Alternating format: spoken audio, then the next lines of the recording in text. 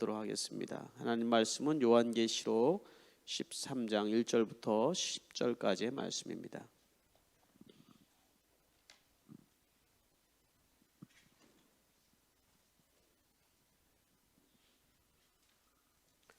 요한계시록 13장 1절부터 10절까지 말씀 세번역 성경으로 제가 여러분들을 대신하여서 읽어드리도록 하겠습니다.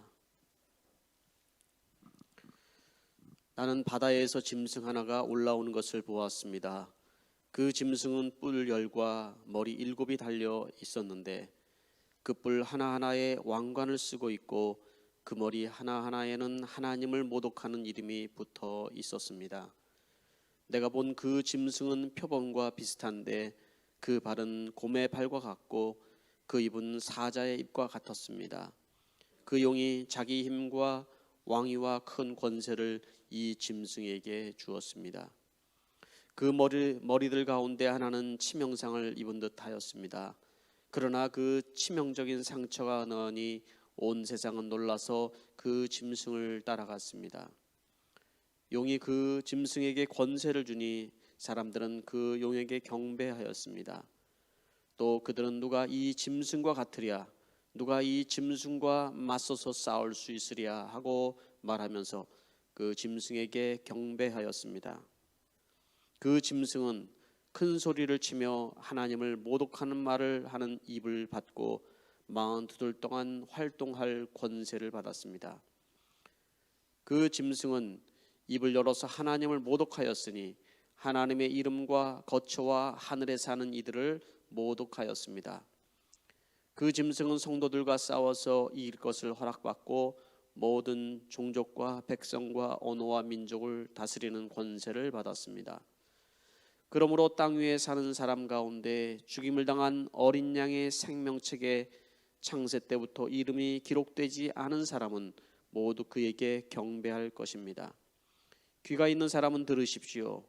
사로잡혀 가기로 되어 있는 사람이면 사로잡혀 갈 것이요 칼에 맞아서 죽임을 당하기로 되어 있는 사람이면 칼에 맞아서 죽임을 당할 것이다. 여기에 성도들의 인내와 믿음이 필요합니다. 아멘. 말씀의 은혜가 있으신 줄 믿습니다. 잠시 기도하고 말씀 듣도록 하겠습니다. 할렐루야. 하나님 아버지 은혜를 감사드립니다.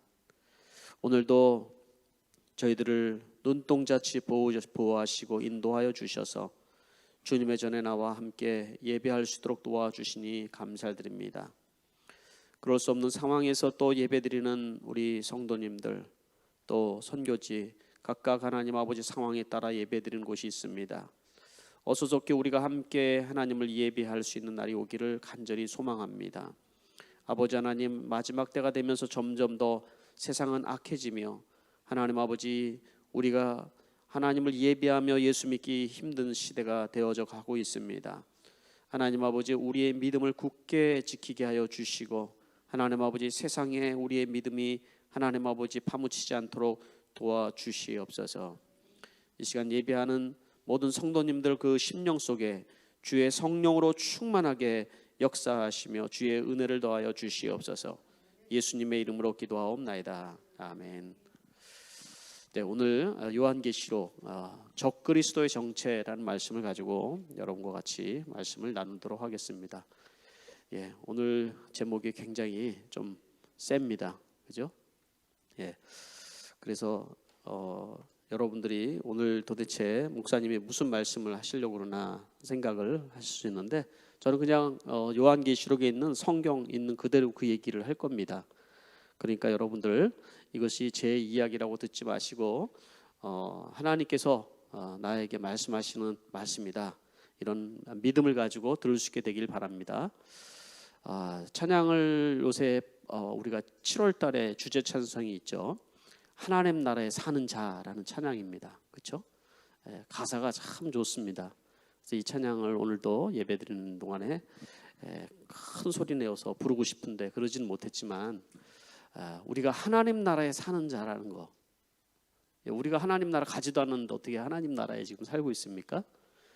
우리의 옛사람이 이미 죽었고 세상의 법칙대로 살아가던 그런 모습, 세상에 끌려가 다녔던 모습은 죽었고 우리는 이미 하나님 나라의 백성이 되어 하나님 나라의 복집에 살아가는 줄 믿습니다.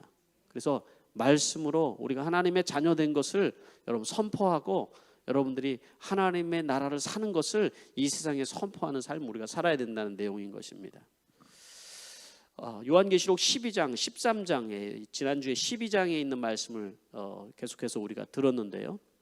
이제 크게 보면은 사단, 마귀와 교회의 전쟁 그 이야기를 우리 같이 나눴습니다.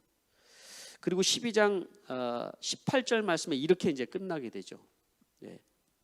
용이 바닷가 모래 위에 섰더라 이렇게 이제 얘기를 하고 오늘 13장으로 이제 이어가게 되는 것입니다. 하늘에서 이제 쫓겨난 용이 바로 이제 사단 마귀가 여자를 공격하고 교회를 핍박했지만은 하나님의 보호하심 가운데 계속해서 패배를 하지 않습니까? 그리고 이제 마지막에 총력전을 기울이는 얘기가 이제 13장에 나오는 겁니다. 사단이 어떻게 전략을 짜서 성도들을 공격하고 성도들을 무너뜨리고 멸망시키려고 하는가, 또 하나님을 어떻게 그 내용이 여기에 이제 적혀져 있는 것입니다. 그러니까 여러분 마지막 때 되면은 세상이 점점 살기 좋아지는 게 아니에요. 우리도 경험하고 있지 않습니까? 점점 좋아지는 것이 아니라 여러분 정말 우리가 살기 힘든 세상이 되어져 가는 거예요. 특히 예수를 믿는 사람들, 우리 믿음을 지킨다는 것이 점점 어려워지는 세상이 여러분 우리가 살아가고 된다라는 것입니다. 그렇기 때문에 여러분 우리는 그 믿음을 지금 준비해야 돼요, 여러분. 네? 여러분 우리 믿음을 준비하지 않으면 여러분 우리는 이 마지막 때를 살아갈 수가 없다는 거예요. 하나님께서는 우리는 끝까지 보호하시고 여러분을 인도하실 거예요. 그래서 결국은 승리할 것이다 이런 말씀을 주시는데, 여러분 이 요한계시록의 말씀을 들으면서 내가 지금 제대로 가고 있구나 이걸 확인하고, 또 여러분 믿음이 없는 사람들 다시 한번 내 믿음을 점검하고 여러분들이 이 마지막 때를 살아갈 수 있는 그런 여러분 되시길 바랍니다. 요한계시록 13장에는 이제 바로 이 사단 마귀가 권세를 두 짐승에게 주는 이야기로 이제 시작이 됩니다. 그 짐승이 바다에서 올라오는 짐승, 또 땅에서 올라오는 짐승, 두 마리 짐승에 대한 이야기인데 오늘은 이제 첫 번째 짐승에 대한 이야기예요. 여기서 얘기하는 이 짐승은 실제 짐승이 아니다라는 것 정도는 알겠죠? 그죠? 뭘 얘기하는 걸까요? 자, 오늘 제목에 원래 저는 원래가 아니라 적그리스도라는 표현을 썼잖아요. 바다에서 올라오는 짐승은 바로 적그리스도, 하나님을 대항하는 적그리스도를 의미하는 것이고, 또 땅에서 올라오는 짐승은 이제 다음 주에 같이 나눌 건데 거짓 그리스도에 대한 이야기를 해주고 있는 것입니다. 자, 그러면 1절부터 같이 제가 말씀을 여러분들에게 쉽게 읽어가면서 설명을 좀 하도록 하겠습니다. 나는 바다에 짐승 하나가 올라오는 것을 보았대요. 그 짐승은 어떻게 생겼냐면 뿔 10과 머리 7이 달려 있었는데 그 뿔 하나하나에 왕관을 쓰고 있고, 그 머리 하나에는 하나님을 모독하는 이름이 붙어 있다 이렇게 얘기를 하고 있어요. 자, 바다에서 올라오는 짐승의 모습을 그리고 있는데 이게 뭐라고 그랬다고요? 적그리스도다라고 얘기를 했어요. 그러면 우리는 적그리스도란 그리스도가 아닌 그리스도를 대적하는 그리스도, 적그리스도라고 그걸 표현하는데, 우리는 이제까지 신앙생활하면서 이 적그리스도라는 것을 특정 인물에 대고 얘기할 때가 많이 있었어요. 여기 이제 신약 시대는 네로가 바로 적그리스도다. 또 히틀러가 뭐 적그리스도다. 또 모택동이가 적그리스도다. 또 김일성도 적그리스도다. 어떤 특정한 한 사람을 가리켜서 적그리스도라는 말을 우리가 할 때가 있었다라는 것이죠. 그러나 여러분 요한 1서 2장 18절 말씀에 보면 이 적그리스도가 어떤 특정한 인물 한 사람을 얘기하는 것이 아니라는 것을 알 수 있어요. 여러분 지금은 마지막 때입니다. 여러분이 그리스도의 적대자들이 올 것이라는 말을 들은 것과 같이 지금 그리스도의 적대자가 많이 생겨나고 있습니다. 이렇게 얘기하죠. 어떤 특정 인물만 얘기하는 것이 아니라 하나님을 대적하는 인물, 어떤 사상, 세력, 권력, 나라, 이 모든 것을 다 총칭할 수 있는 것입니다. 그러니까 여러분 생각해 보십시오. 하나님에게서 쫓겨난 이 사단이 하나님을 대적하기 위해서 특정한 한 사람만을 통해서 하나님을 대적하겠습니까? 자기의 온갖 지혜를 다 동원해서 수단과 방법과 수만 가지를 동원해서 하나님을 대적하려고 하겠죠. 그죠?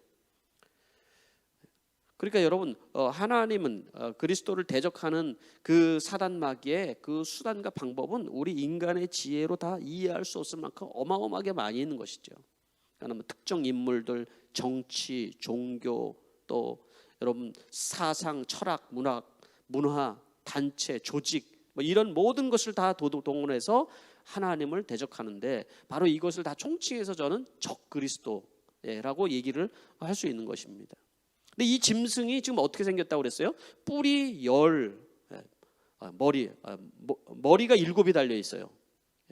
뿔 10과 머리 7 이렇게 돼 있다고 그랬어요. 참 흉측하죠? 그 뿔 하나하나는 왕관을 쓰고 있어요. 그리고 그 머리 하나하나는 하나님 모독하는 이름들이 붙어 있다라는 것이죠. 자, 머리가 7이다라는 것은 7이라는 숫자는 완전한다라는 거예요. 그러니까 지혜가 완전해요. 무슨 지혜가?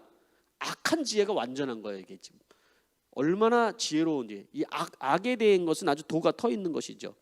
왕관을 쓰고 있다는 권세를 얘기하는 것이죠. 이게 적그리스도의 정체라는 거예요. 악한 모든 지혜와 권세를 다 가지고 있는 거예요, 이 적그리스도는. 그래서 하는 일이 뭐냐면 총동원해서 자기의 모든 지혜와 자기의 모든 그런 권세를 다 동원해서 하나님을 대적하고 모독하는 일에 힘쓰고 있다는 것입니다. 하나님을 모독한다는 것의 말의 그 반대란 말은 무슨 말이에요? 하나님을 경배한다는 말이죠. 하나님을 경배한다. 그게 바로 우리 그리스도인들이 살아가는 존재의 목적이기도 하고, 여러분 우리는 무엇을 먹든지 마시든지 무슨 일을 하든지 하나님의 영광을 위해서 하십시오라고 말씀을 하고 있어요. 그러니까 여러분, 우리가 살아가는, 우리가 주님의 전에 나와서 예배하는 것뿐만 아니라 우리가 가정생활, 경제생활, 취미생활 모든 삶의 영역 속에서 하나님을 예배하고 높이고 하나님의 영광을 위해서 살아가는 거예요. 그죠? 그것이 우리의 영과 우리의 마음과 우리의 육신과 이 모든 것도 다 하나님의 다스림을 받으면서 우리는 살아가는 존재들이라는 것이죠. 그게 그리스도인들인 거예요. 근데 사단이 얼마나 지혜로냐면, 처음에는 그랬을 거예요. 하나님을 어떻게 해서든지 예배하지 못하게끔 그렇게 모든 지혜를 해서 막고 뭐 그렇게 했지만은, 사단의 지혜는 그래, 예배는 드려. 그러나 먹고 사는 문제는 그것은 또 다른 문제잖아. 그러니까 네 방법대로, 이 세상이 얘기하는 방식들이 있는데 그 방식대로 한번 살아야 되지 않겠니? 그러다 굶어 죽으면 어떡하니? 이렇게 우리에게 말을 하는 것이죠, 사단이. 그러니까 하나님을 예배하는 것이 실제적으로 예배당에서 예배는 하지만은, 그러나 우리의 우리의 취미생활, 또 우리의 기호, 이런 것들은 하나님과의 완전히 분리를 시켜놓는 작업을 한다라는 것이죠. 그러니까 특정 영역에서 사단은 우리가 하나님에게 우리 영광을 돌리는 삶을 살지 못하도록. 예를 들어보세요, 여러분. 우리가 먹든지 마시든지 무엇을 하든지 다 주의 영광을 위해서 하라고 말씀했잖아요. 그럼 여러분, 먹는 것도 하나님의 영광을 드러내는 일이어야 되는 거예요. 그죠? 내가 지금 먹고 사는 것이 하나님의 영광이 드러나나 안 드러나나 봐요. 야, 먹고 사는 문제는 그것은 네 문제지 그게 무슨 하나님과의 관계 문제냐라고 사단은 우리에게 얘기해서 하나님과 먹고 사는 문제를 분리시켜 놓는다는 거죠. 경제생활, 돈 벌고 돈을 쓰고 하는 문제도 마찬가지겠죠. 야, 그거는 네가 열심히 노력을 해서 네가 네 힘껏 살아가면 되는 거지, 그게 꼭 하나님과 그게 무슨 관계가 있냐, 이렇게 여러분 우리를 분리시킨다라는 것이죠. 그러면 이제 짧게만 지금 얘기를 드린 것입니다, 여러분. 그렇게 사단은 시작을 해요.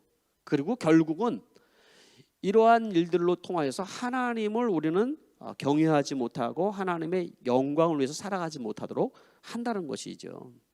2절 말씀 보니까 내가 본 그 짐승은 표범과 비슷한데 그 발은 곰의 발과 같고 그 입은 사자의 입과 같아요. 네, 흉측하죠? 그 용이 자기의 힘과 왕위와 큰 권세를 짐승에게 줬다는 거예요. 이 짐승에게 이 어떤 그 모습을 지금 앞에 얘기하고, 이 용은 사단이죠. 권세를 다 이 짐승에게 줬다는 거예요. 이 적그리스도에게 줬다라는 거예요. 여기에 나오는 짐승의 표범과 비슷하고 발은 곰 같고 사자의 입과 같다, 이 말은 원래 다니엘서 7장에 나오는 말씀을 우리가 보면은 거의 똑같은 말씀이 거기 나오고 있어요. 그 말을 인용한 거예요. 다니엘서 7장의 말씀은 구약시대 요한계시록과 같은 거예요.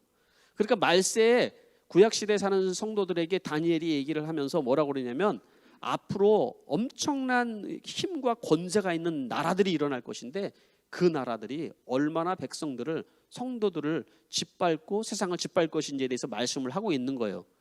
그리고 그것을 동물로서, 짐승으로 표현을 했었죠. 그죠? 그 말씀을 다 찾으면 시간이 없으니까.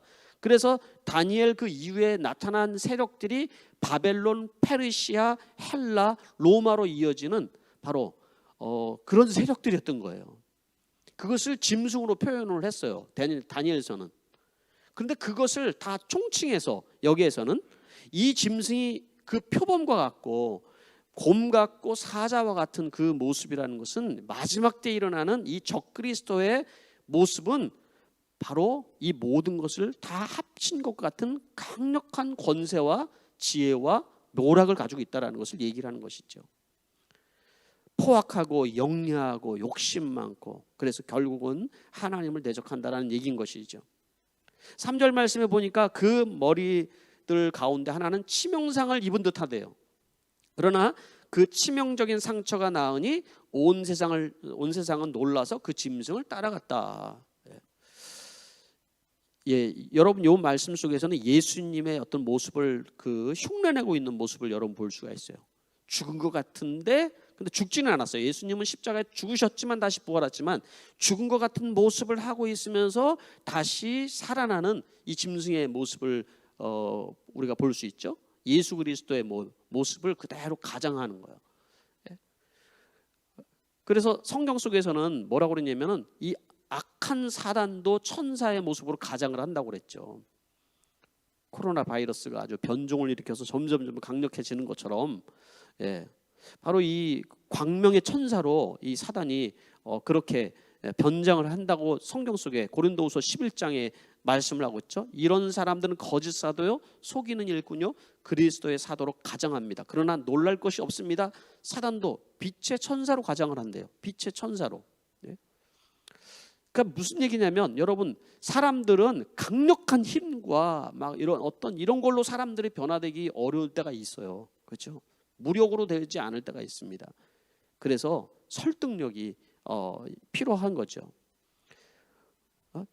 그 사단이 얼마나 설득력이냐면, 힘과 권세로 하지 아니하고 그 사람의 마음을 사로잡기 위해서 모든 지혜를 다 동원을 하는데, 그런 것들이 여러분 뭘까요? 여기서 죽은 듯 하다가 살아났어요. 여러분 뭐예요?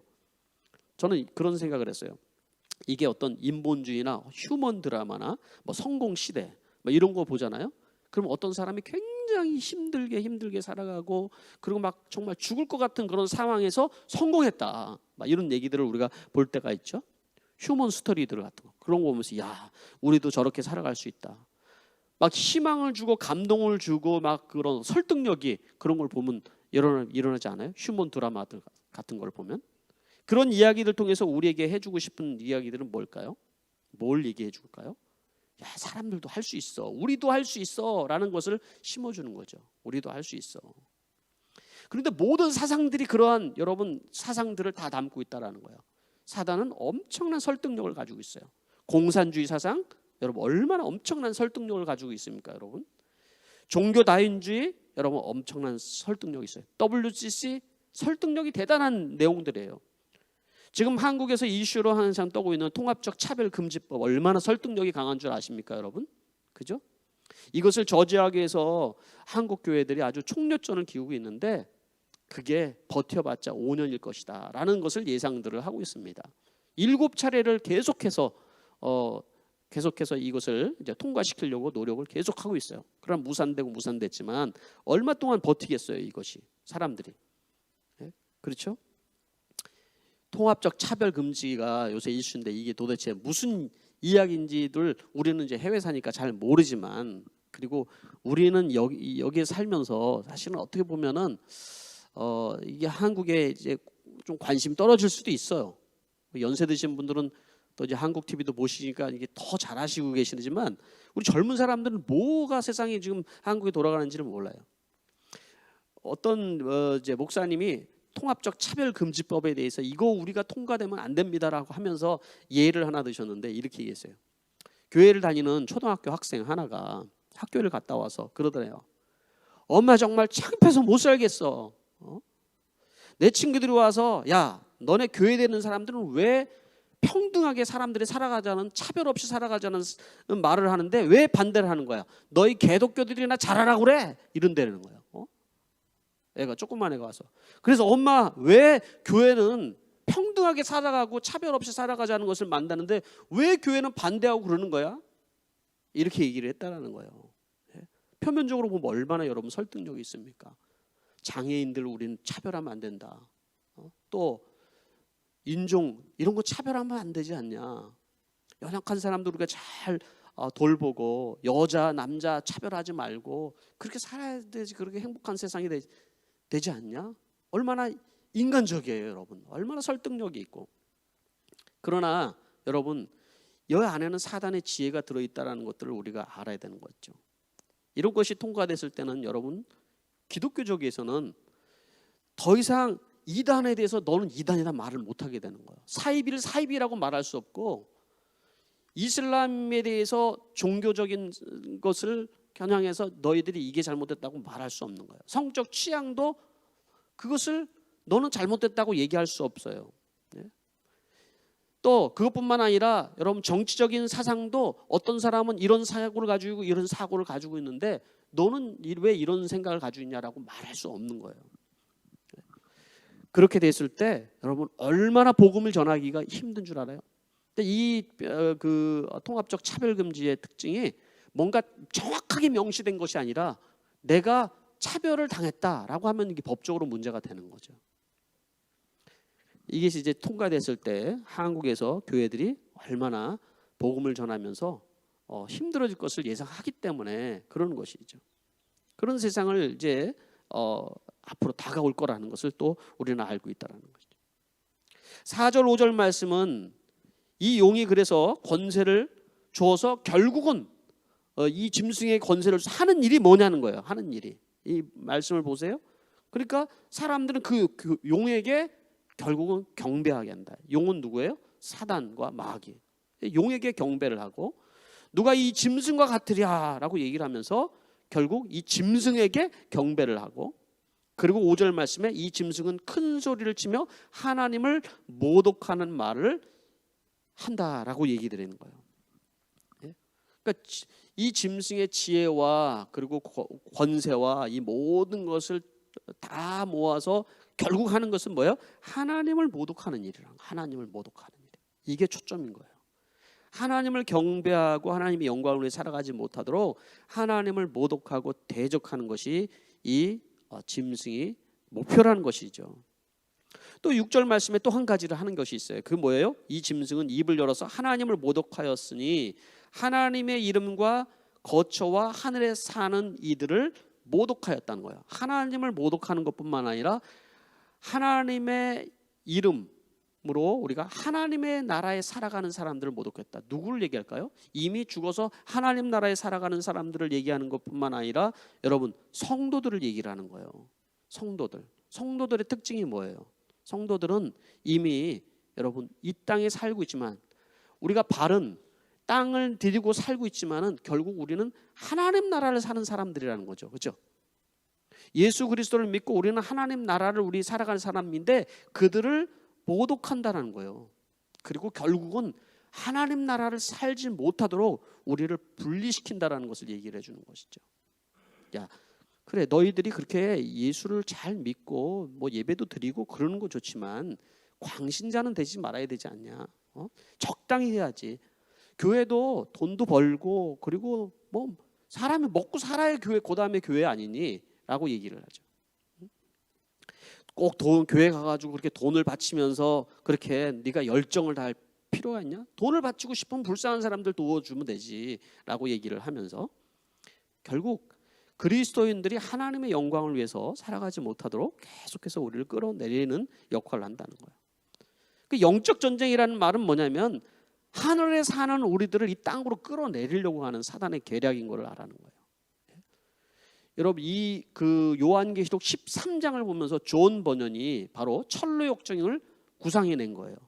존 버년 알죠? 철로역정 성경책 다음으로 전 세계 최고의 베스트셀러가 되어 있는 존 버년 철로역정. 이 내용이 뭐예요? 타락한 도시에서 무거운 짐을 지고 살아가던 크리스찬이라는 사람, 이름이 크리스찬은 이 도시가 장차 무서운 심판이 임할 것을 듣게 돼요. 그래가지고 막 괴로워가지고 고민하면서 하는데 어느 날 전도자의 말을 듣고 그가 바로 시온성을 향해서 여정을 떠나게 되는 거예요. 순례의 여정을 떠나게 되는 거예요. 그렇죠? 그 순례의 여정이 쉽지만 않은 거예요. 온갖 유혹과 핍박과 환난 이런 것들이 그 여정 속에 계속 앞을 가로막는 거예요. 그렇죠? 가지 못하도록. 그리고 결국 천국의 도성에 이 순례자인 크리스찬이 도착을 하게 됩니다. 근데 거기에 도착을 했더니 이미 많은 동반자들이 그를 환영하고 환호해주고 하는 것을 하면서 아주 정말 감동 깊은 이 스토리를 만들어 놓은 거죠. 이게 이 13장의 내용을 그걸 통하여서 읽다가 그것을 해준 거예요. 우리는 어떤 사람들이에요, 여러분? 저 멀리 보이지만 땅을 디디고 살지만 우리의 발걸음 결국은 순례자의 길을 가는 사람들 아니에요? 순례자의 길. 그래서 우리가 그 찬양 우리가 불렀잖아요. 저 멀리 배는 나의 시온성. 지난번에도 불렀잖아요. 예배 끝나고도 오늘 부를 건데 한번 불러보겠습니다. 저 멀리 배는 나의 시온성 오 거룩한 곳 아버지 집 내 사모하는 곳에 가고자 한 밤을 세웠네 저 망망한 바다 위에 이 몸이 상할지라도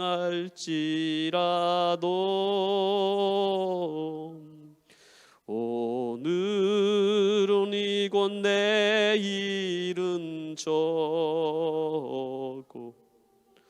이 복음 전하리. 여러분 우리는 이 땅을 디디고 현재 살지만 이미 우리는 하나님의 나라를 살아가고 있는 자리다라는 것입니다. 근데 이 땅에 여러분 발을 디디고 살다 보니까 얼마나 이 살아가는 것이 힘든지 몰라요. 왜? 세상 사람들이 살아가는 것들을 바라보고 자꾸 비교가 되고 이렇게 키우다가는 내 자녀가 성공하지 못할 것 같거든요. 우리가 이렇게 살아가다가는 망할 것 같거든요. 그래서 세상적인 처세술을 자꾸 이 적그리스도의 영으로 우리의 마음속에 심어주는 거예요. 그 마음이. 그래서 더 우리가 힘들게 되는 것이죠. 여러분 물귀신이라는 말 알아요? 제가 이 말씀을 준비해서 떠오르는 게 물귀신이에요. 물귀신. 한국 사람들에게 탁 떠오르는 게 물속에 이렇게 있다가 머리만 탁 내밀고 물속에 들어가면 쫙 잡아 당기는 거예요. 그래서 막 나가려고 해도 잡아 당겨서 물속으로 끌고 들어가는 걸 물귀신이라고 그러잖아요. 그렇죠? 그 아이들에게 물귀신 얘기해 주면 되게 좋아하는데 바로 이게 바다에서 나오는 이 짐승이 물귀신 같아요. 우리는 어디에 사는 자? 하나님 나라에 사는 자인데 우리를 모독하면서 자꾸 땅으로 끌어내리는 거예요. 자꾸 땅에서 살도록 자꾸. 그죠? 여러분들의 정체성을 정확하게 해야 되는 것이에요. 우리가 이 땅에서 영원히 살 것처럼 여러분 이 땅에 그래도 내가 여기서 살아가는데 하면서 자꾸 여러분들 자꾸 하나님 나라를 잊어버린다니까요. 그게 사단의 전략인. 짐승에게 경배한다고요? 여기 기록되어 있지 않은 사람은 기록되지 않은데 어떻게 하나님 앞에 경배를 해요? 여기에서. 그렇죠? 그러니까 여러분 여기서 얘기하는 것 우리가 이 적그리스도로부터 우리가 승리하는 삶은 내 이름이 하나님 나라의 생명록책에 기록되어 있는 것을 확신해야 되는 거예요, 여러분. 그러니까 자꾸 우리가 땅 속에 묻혀서 하나님의 영광이 아닌 이 사단을 경배하면서 우리가 살아가는 그런 일들 하잖아요. 자꾸 물귀신이 나와가지고 자꾸 끌어내리면 그래, 그거 맞는 것 같아. 휴먼 드라마 보고 막 성공시대나 이런 거 보면 그래, 저렇게 살아야 돼 우리는. 네? 그렇게 생각하는 거 아닙니까, 여러분? 그죠? 다르게 살아야 된다는 거예요. 왜? 우리의 이름은 이미 하나님 나라의 생명록책에 기록이 되어 있는 사람은 이미 어디로 가요? 우리가 이민 올 때 여러분 다 기억나시죠? 한국에 살고 있었지만 이미 여기에 이제 비자도 받고 다 했을 때는 다 하나씩 옮겨가는 거예요. 옮기는 거예요. 돈도 다 보내고 짐도 보내고 다 보내는 거예요. 마음도 보내고 비행기만 안 탔을 뿐인 거지. 그죠? 우리가 비행기만 타지 않았을 뿐이지 우리의 마음도 모든 것도 다 하나님 나라에 가 있는 거예요, 우리는. 네? 그게 생명록책에 이름이 기록된 사람들의 삶의 특징이라는 것이죠. 두 번째는 뭐라고 얘기를 하고 있습니까? 그것은 성령의 인도의 마음과 귀를 열라라고 얘기를 하고 있어요. 9절 말씀에 귀가 있는 사람은 들으십시오라고 얘기를 하죠. 귀가 있는 사람은 들으래요. 이게 귀가 무슨 귀를 얘기하는 거예요? 하나님께서 우리에게 말씀하시는 그 말씀을 들으면서 우리가 살아가야 된다는 거예요. 이 땅에서 살아가는 우리들이. 그런데 우리는 우리의 마음에 뭐가 자꾸 들리는 거예요? 이 적그리스도의 영, 성령의 말이 아니라 적그리스도의 영이 주는 말들이 우리에게 자꾸 이 세상의 소리에 귀가 자꾸 쏠리게 돼요. 자꾸. 세 번째는 뭐라고 얘기했습니까? 10절 말씀. 그러니까 우리가 성도들은 어떻게 살아냐면 인내와 믿음이 필요하다. 인내와 믿음이. 사로잡혀 가기로 되어 있는 사람이면 사로잡혀 갈 것이고 칼에 맞아서 죽임을 당하기로 되어 있는 사람은 칼에 맞아 죽는데, 여기에 성도들의 인내와 믿음이 필요하다라고 얘기를 하는 거예요. 여러분, 이미 생명록책에 기록이 되어 있는 사람들은 어떤 상황이 있어도, 여러분 어떤 핍박과 환란이 있어도 그들에게는 필요한 것은 단지 그냥 믿음과 인내뿐인 거예요. 이미 정해져 있는 인생이기 때문에, 이미 승리가 되어 있는 인생이기 때문에 그렇다라는 것이죠. 여러분이, 그래서 여러분, 우리가 이 땅에 이게 살아가면서 어떤 마음으로 우리 성도들은 살아요? 세상이 우리를 어떻게 할 수가 없다라는 거예요. 그냥 죽으면 죽으리라는 그런 각오로 살아야 돼요, 여러분. 절대로 망하지 않는다라는 거예요. 이 철로역정에 나오는 이 크리스찬 이야기처럼 우리가 바로 그 똑같이 순례자의 길을 가는 사람들이거든요.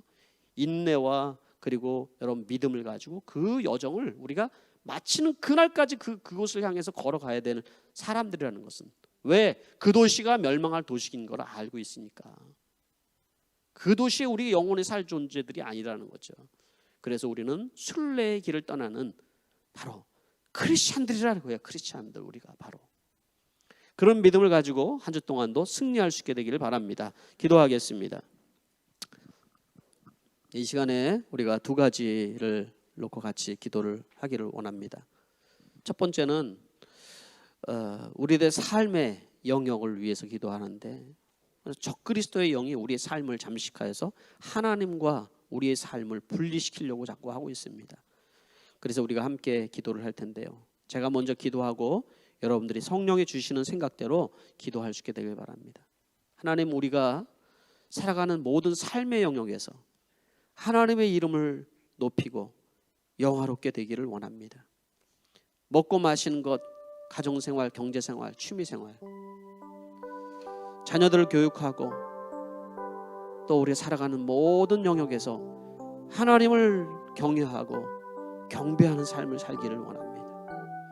우리의 생각과 마음과 삶의 영역 중에서 세상의 처세술과 사고에 따라 살았던 모든 것들을 회개합니다. 우리의 생각, 마음, 육신의 삶의 영역이 더 이상 적그리스도의 영에 점령당하지 않게 하여 주시옵소서. 사단에게 경배하는 삶을 살지 않게 하여 주시옵소서. 우리 하나님 앞에 우리 마음을 올려드리면서 같이 우리 이 시간에 기도하기를 원합니다. 기도합시다. 오 아버지 하나님, 이 시간에 우리가 살아가는 모든 삶의 영역에서 하나님의 이름을 높이고 영화롭게 하기를 원합니다. 먹고 마시는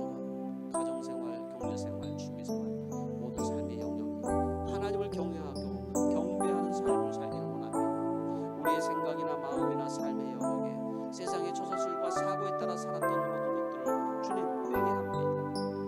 우리의 생각과 마음과 육신의 삶의 영역이 더 이상 그리스도의 영에 점령당하지 않도록 하나님 도와주시고 사단에게 경배하지 않는 삶을 살아갈 수 있도록 주여 도와주시옵소서. 주여 이 시간도 하나님 아버지 정말 주님께서 택한 자들을 하나님 나라의 기억하여 주시고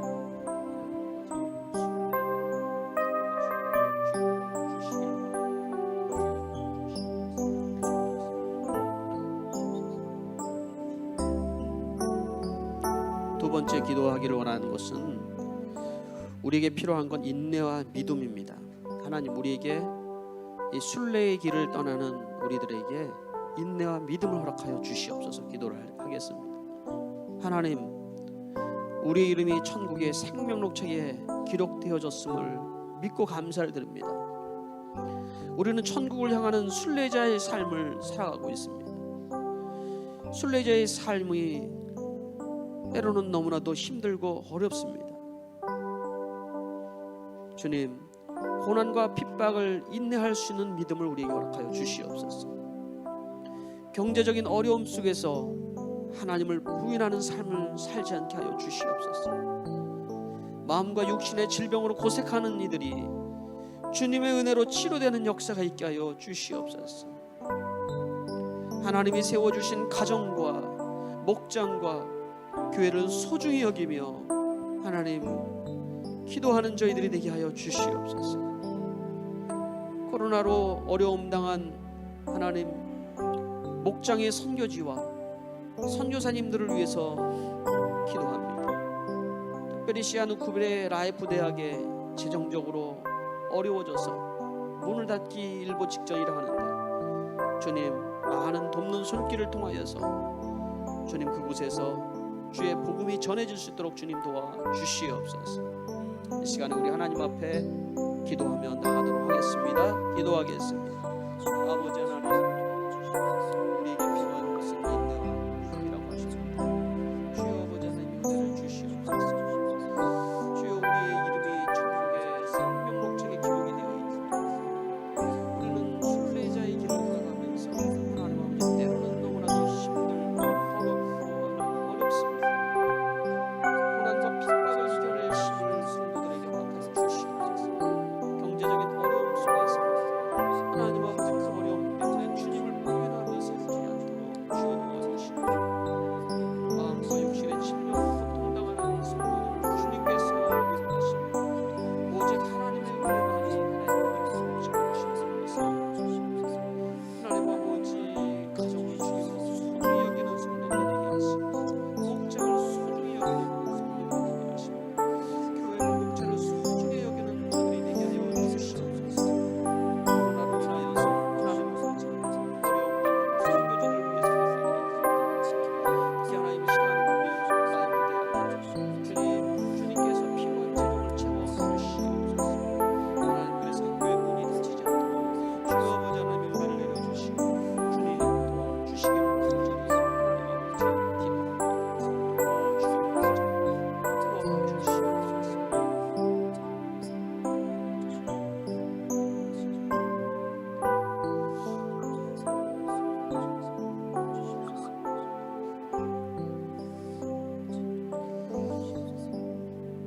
우리 같이 찬양 드리시면서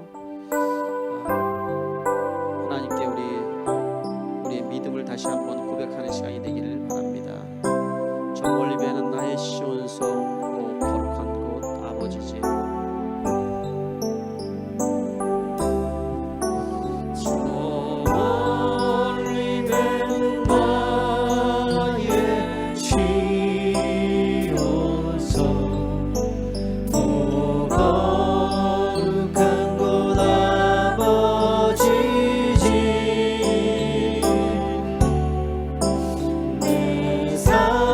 사모하는 지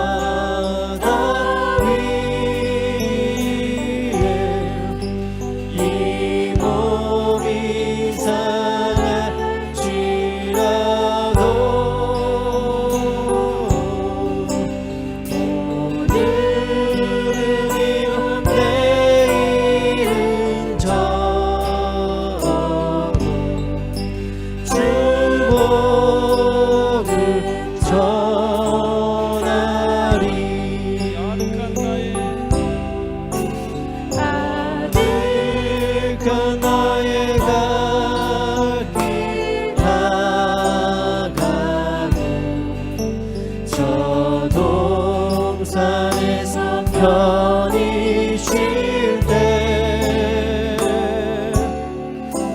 내 고생하는 모든 일들 주께서 하시리.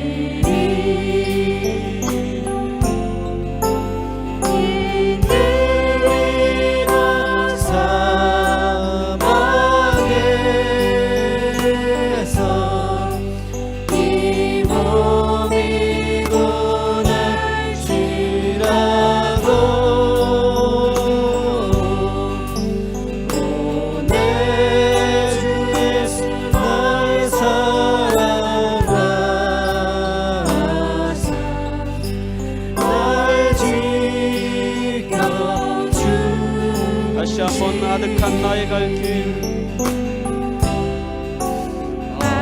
아득한 나의 갈 길 달아도 저 동산에서 편히 쉴 때 내 고생하는 모든 일들 주께서 하시리.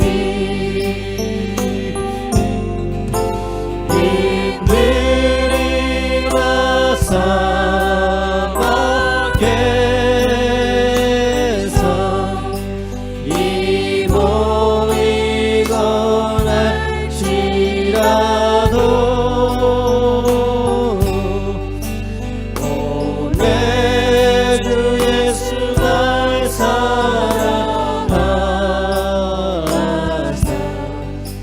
날 지켜주시리. 저 막막한 바다 위에, 저 막막한 바다 위에 이 몸이 상할지라도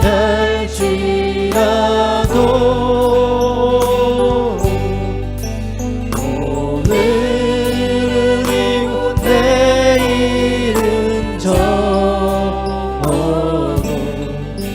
주 복음 전하리. 기도하겠습니다. 이제 평안한 마음으로 세상에 돌아가십시오. 선한 일에 용기를 가지며 악을 악으로 갚지 마시고 항상 연약한 자를 도우며 병든 자를 돌아보십시오. 곤란당하는 이웃을 위로하십시오. 모든 사람을 존경하며 주님의 몸된 교회를 사랑하며 봉사하십시오. 모든 일을 믿음과 사랑으로 행하시고 어떤 일에도 소망을 포기하지 마시고 거룩하신 성령님께 순종하며 기쁨과 감사의 생활을 해나가십시오. 우리 주 하나님 아버지는 여러분을 항상 도와주실 것입니다. 이제는 우리 주 예수 그리스도의 은혜와 하나님 아버지의 그 크신 사랑하심과 성령님의 감화감동 교통하심이 오늘 다시 한번 순례자의 길을 가는 우리 모든 성도님들 머리 위에 이제로부터 영원토록 함께 하시기를 축원하옵나이다. 아멘. 예배가 마쳐주시고 기도와 또 헌신과 결단의 시간을 여러분 가져보시길 바랍니다.